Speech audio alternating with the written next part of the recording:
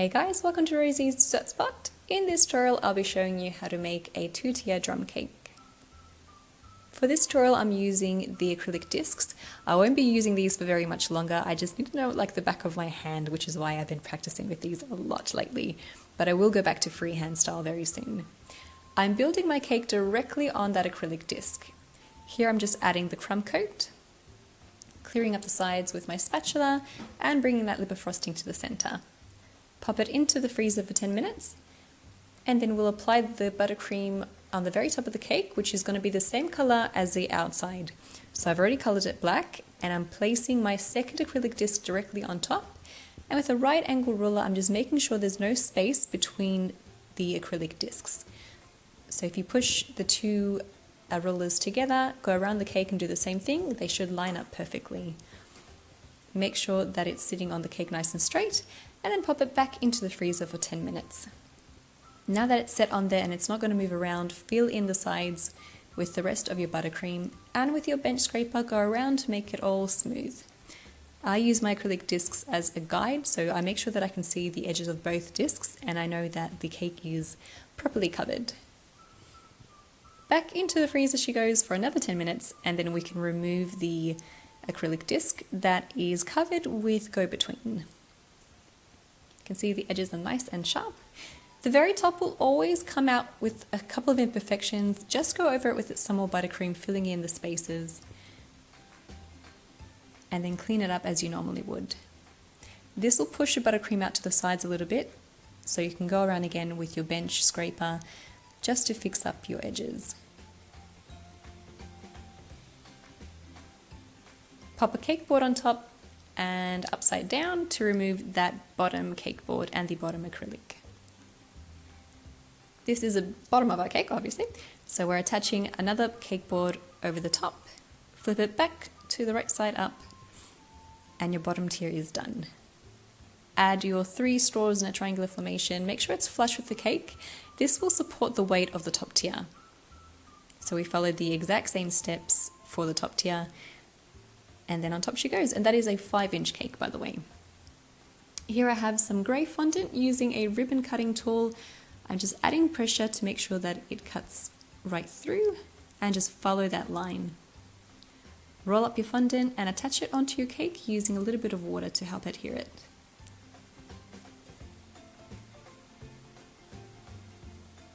Cut off the excess where the fondant meets.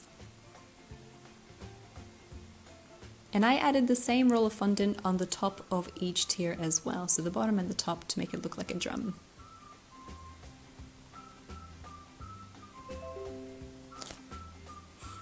Cut off the excess with your little spatula and pop it into the fridge to rest. In the meantime, I'm creating the handmade flowers using these really easy floral cutting tools. I'll have a link in the description box below where you can find these. I bought mine on eBay.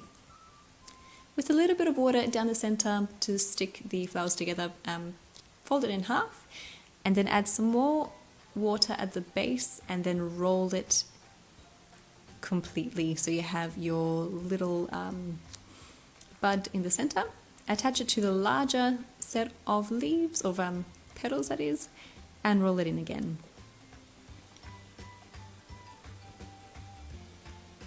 I like to fan out the petals at the end. So once it's all glued together, fan out to about the middle section, and then the first 2 layers of petals, I like to pinch them right in the center of each petal to make it look a little bit more realistic.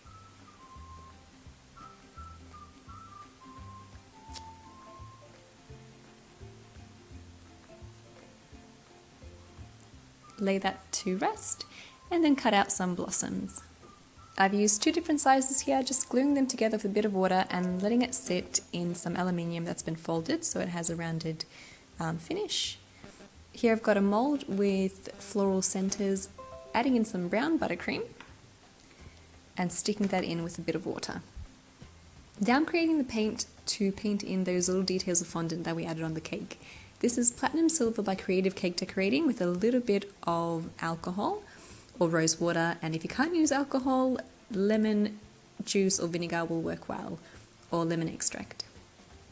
Paint in the fondant pieces so it looks metallic, And now for the strings that go on the side of the drum. This is a fondant extruder.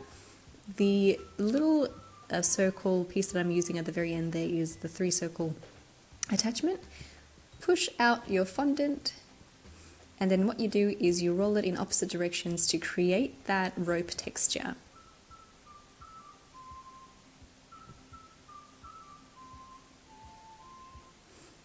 Cut it down to size, add some edible adhesive. I've used my Caro glucose syrup with a little bit of water to create the glue. It's a lot stronger than regular water. And then attach it onto your cake in a diamond formation. Yeah. Apply your flowers onto your cake with a little bit of buttercream.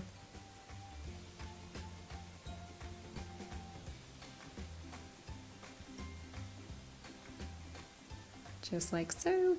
And then I've created little flowers that I didn't let dry, and that way they're a lot more bendable, and I can pop them directly onto the cake in between the flowers where I need to hide space.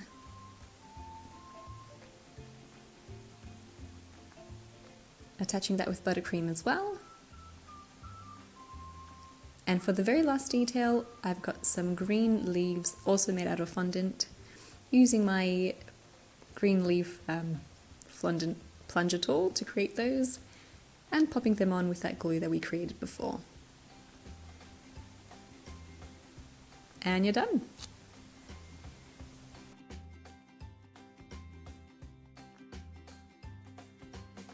And that's how you create a 2-tier drum cake decorated with handmade fondant flowers. I created this cake in celebration of Melbourne Inspiration Day. Just a quick note, I'm not being paid or sponsored to create a video for the event. I literally just think it's a beautiful cause and I wanted to spread the word. It's an event where ordinary people share their extraordinary stories, and they celebrate the resilience of the human spirit through song, so music, dance and storytelling. There'll be 4 powerful speakers present on the day giving their story. So we have Cribben Govender, we have Kamal Bell, Anthony Hines and Kerry Tucker. I love that these are real people sharing their real stories and their life experiences, and each story is going to be associated with a song that was chosen particularly because it has meaning. So if you're looking for an enjoyable night with good music, good food and good energy, this is the event for you guys. So hope to see you all there. I will be there. So if you do see me, do say hello. And that's it. Thanks for watching this tutorial, and I will catch you guys next time or at the event. Details in the description box below, or again, just up here. Thanks again, and I'll catch you next time.